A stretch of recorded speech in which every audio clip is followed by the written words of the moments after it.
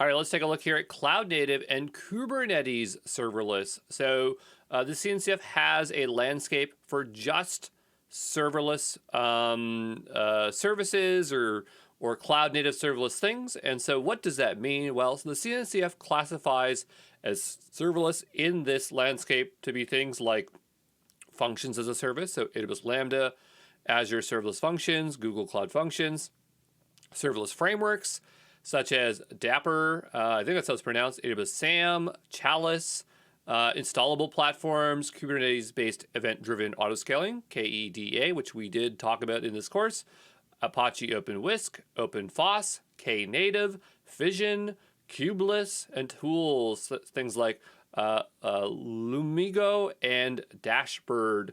So it's interesting that they put like managed providers, because I guess technically, they're cloud native, but they're not, they can't be moved to anywhere else. So I think it's kind of like those things where like AWS paid a bunch of money to be like a top tier provider. And so it's like, hey, can you throw AWS Lambda on there?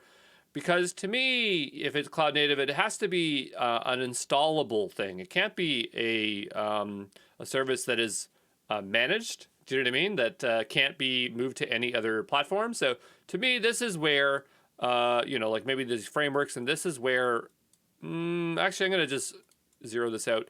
I would just say this is what really feels to me to be what I call cloud native serverless. And these things are just kind of like adjacent to them, right?